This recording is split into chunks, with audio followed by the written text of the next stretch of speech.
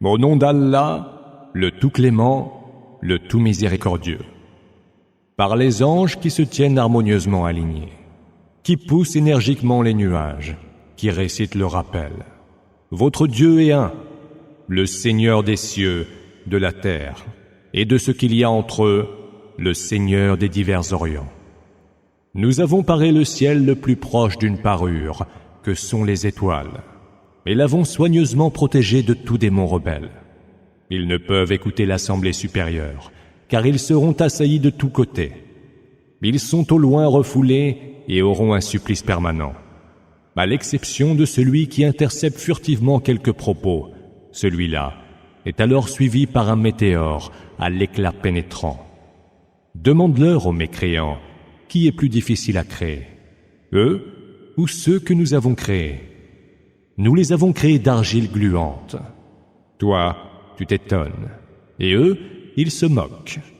Et quand le Coran leur est rappelé, ils ne se rappellent point. Et quand ils voient un signe, ils s'en moquent encore. Ils disent, c'est là de la pure magie. Est-il donc possible qu'une fois morts, réduits en poussière et en ossements, nous soyons ressuscités?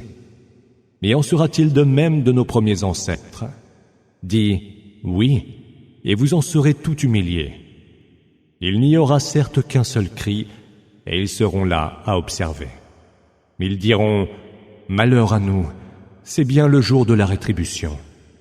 Il leur sera répondu, oui, c'est le jour du jugement que vous teniez pour un mensonge. Que soient donc rassemblés ceux qui ont commis des injustices, ainsi que leurs semblables et tout ce qu'ils adoraient, en dehors d'Allah. Conduisez-les vers la voie menant à la fournaise. Arrêtez-les, car ils seront questionnés. Pourquoi ne vous portez pas secours les uns aux autres, leur sera-t-il dit. Mais ce jour-là, ils seront résignés. Les uns se tourneront alors vers les autres et les interrogeront. Ils diront, vous veniez à nous par la force pour nous obliger à mécroire. C'est plutôt vous, leur répondront leurs chefs, qui n'étiez pas croyants. Et nous n'avions aucune autorité sur vous. Vous étiez vous-même portés à la transgression.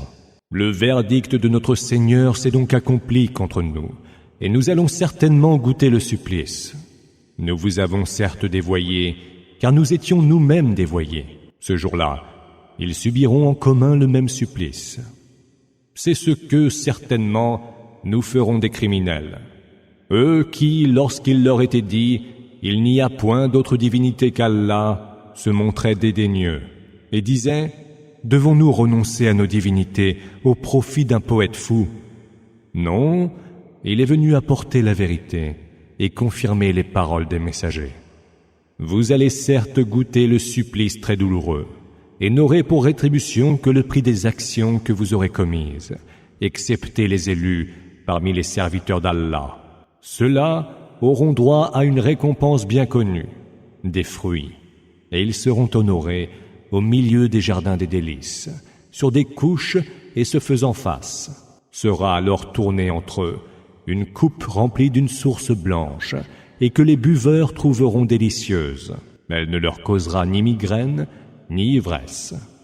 À leur côté, il y aura des femmes jeunes, au regard chaste, aux grands yeux noirs, et à la peau d'une blancheur semblable à celle des œufs bien gardés.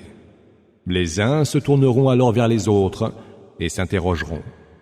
L'un d'eux dira « J'avais un compagnon qui me demandait « Es-tu vraiment de ceux qui croient ?» Une fois mort, réduit en poussière et ossements, aurons-nous à répondre de nos actes? Voulez-vous bien regarder d'en haut? Proposera-t-il à ses compagnons du paradis? Il regardera d'en haut et le verra au fin fond de la fournaise. Par Allah, lui dira-t-il, tu as failli me conduire à ma perte. N'eût été la grâce de mon Seigneur, j'aurais été du nombre de ceux appelés à comparaître pour le supplice. N'est-ce donc pas vrai que nous n'avons à mourir que de notre première mort, et point ne subiront le supplice? C'est bien là le succès suprême. Que ceux qui œuvrent donc pour une chose pareille. Cela est-il meilleur accueil, ou l'arbre de Zakkoum, que nous avons réservé au supplice des injustes? C'est un arbre qui sort du fin fond de la fournaise. Ses fruits sont comme les têtes des démons. Ils en mangeront et s'en rempliront le ventre. Et pour breuvage en plus, ils auront une mixture bouillante. Puis leur retour ne sera que vers la fournaise. Ils avaient en effet trouvé leurs ancêtres en plein égarement, et s'étaient empressés à leur emboîter le pas. La plupart des premiers peuples s'étaient égarés avant eux. Et pourtant, nous leur avions envoyé des avertisseurs. Vois donc quel fut le sort de ceux qui avaient été pourtant avertis. À l'exception des élus parmi les serviteurs d'Allah, Noé nous adressa un appel, et qui mieux que nous répond aux appels? Nous le sauvâmes, lui et les siens, du grand péril. Nous fîmes que seule survécut sa descendance, et nous le fîmes passer à la postérité. Que la paix soit sur Noé dans tout l'univers. Ainsi rétribuons-nous les bienfaiteurs. Il fut l'un de nos serviteurs croyants. Puis nous noyâmes les autres. Parmi les adeptes de Noé fut certes Abraham. Quand revenant vers son Seigneur, le cœur pur, il dit à son père et à son peuple, « Qu'adorez-vous? Tenez-vous en dehors d'Allah à des divinités que vous avez vous-même inventées. Que pensez-vous donc du Seigneur de l'univers ?» Il jeta un regard vers les étoiles et dit, « Je me sens malade. » Ils s'en allèrent en lui tournant le dos. Il se faufila vers leur divinité et leur dit, « Ne mangez-vous donc pas? Pourquoi ne dites-vous rien ?» Et il se jeta sur elles, les frappant de sa main droite. Les autres gens de son peuple accoururent alors vers lui. « Adorez-vous donc, leur dit-il, ce que vous-même avez sculpté. C'est pourtant Allah qui vous a créé, vous et ce que vous faites. Faites construire pour lui un bûcher, qu'il soit jeté dans le brasier, s'écrièrent-ils. Ils voulurent intriguer contre lui, mais ce sont eux que nous avons humiliés. Il dit, « Je m'en vais vers mon Seigneur, qui me guidera. Seigneur, donne-moi une descendance qui soit du nombre des vertueux. » Alors, nous lui apprîmes en heureuse nouvelle la venue au monde d'un garçon magnanime. Lorsque celui-ci fut en âge de le suivre là où il allait, il lui dit, « Ô mon fils, je me suis vu en songe en train de t'égorger. Réfléchis un peu et dis-moi ce que tu en penses. » Il répondit, « Père, fais ce qui t'est ordonné, et tu me trouveras, si Allah le veut, de ceux qui savent être patients à la peine. » Lorsque tous les deux se soumirent à la volonté d'Allah, et que le père mit le front de son fils à même la terre, nous l'appelâmes, « Ô Abraham, tu viens d'accomplir la vision. C'est ainsi que nous récompensons les bienfaiteurs. » Ce fut là l'épreuve manifeste. Nous rachetâmes Ismaël par une grandiose bête sacrificielle, et nous le fîmes passer à la postérité. Que la paix soit sur Abraham. Ainsi récompensons-nous les bienfaiteurs. Il fut l'un de nos serviteurs croyants. Nous lui apprîmes, en heureuse annonce, la venue d'Isaac, prophète du nombre des vertueux. Nous le bénîmes ainsi qu'Isaac, et il y eut parmi leurs descendance qui est porté à faire le bien et qui est manifestement injuste envers lui-même. Nous répandîmes nos faveurs sur Moïse et Aaron.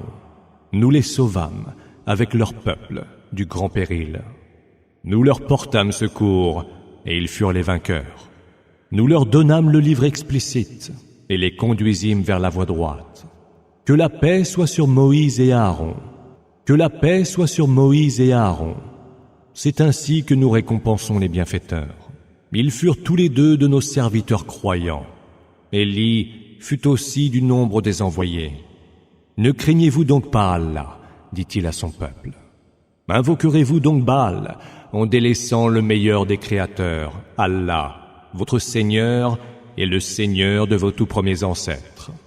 Or, ils le traitèrent de menteur, et ils comparaîtront assurément, et ils seront livrés au supplice, excepté les élus parmi les serviteurs d'Allah. Nous le fîmes passer à la postérité. Que la paix soit sur Élie. C'est ainsi que nous récompensons les bienfaiteurs. Il fut l'un de nos serviteurs croyants. Lot fut aussi du nombre des envoyés. Nous le sauvâmes, ainsi que tous les siens, hormis une vieille femme, qui fut, elle, parmi les disparus. Puis nous anéantîmes tous les autres. Vous passez près de leurs vestiges le matin, et la nuit, n'entendez-vous pas raison? Jonas fut aussi du nombre des messagers. Il s'était enfui sur le vaisseau chargé. Désigné par le tirage au sort, il fut du nombre des perdants. Le poisson l'avala, lui qui était à blâmer. S'il n'avait été de ceux qui rendent gloire à Allah, il serait certainement resté dans le ventre du poisson jusqu'au jour où les hommes seront ressuscités. Nous le fîmes rejeter, malade, sur une terre nue. Nous fîmes pousser au-dessus de lui un plant de courge, et nous l'envoyâmes en messager à quelques 100 000 hommes ou plus. Ils crurent, et nous les fîmes jouir de ce bas monde pour un temps. Demande-leur, ton Seigneur aurait-il, lui, les filles, et eux les fils? Ou bien alors, avons-nous créé les anges de sexe féminin, et ils en ont été témoins? Victimes de leurs mensonges, ils disent « Allah a engendré ». Or, ils ne font que mentir. Aurait-il donc préféré des filles plutôt que des fils? Pour quelle raison jugez-vous donc ainsi? N'allez-vous pas réfléchir? Ou peut-être avez-vous un argument d'autorité? Apportez donc votre livre si ce que vous dites est vrai. Ils ont supposé entre lui et les djinns des liens de parenté, cependant que les djinns eux-mêmes savent bien que les mécréants comparaîtront pour être livrés au supplice. Gloire soit rendue à Allah. Il est bien au-dessus de tout ce qu'ils peuvent décrire, excepté les élus parmi les serviteurs d'Allah. Vous et ce que vous adorez ne sauriez être les tentateurs de personne, hormis celui qui brûlera dans la fournaise. Il n'est pas un parmi vous, disent les anges, qui n'ait une place bien connue. Nous sommes certes ceux qui se tiennent harmonieusement alignés, et nous sommes certes ceux qui rendent gloire à Allah. Les mécréants disaient auparavant, si seulement nous avions eu un rappel de la part des premiers peuples, nous aurions alors été les élus parmi les serviteurs d'Allah. Mais ils y ont mécru, et ils sauront bientôt ce qui les attend. Notre parole est déjà parvenue à nos serviteurs, les envoyés, qu'ils seraient certes les secourus, et que nos armées, à leur côté, seraient certes les victorieuses. Détourne-toi d'eux pour un temps. Regarde-les attentivement, bientôt ils verront.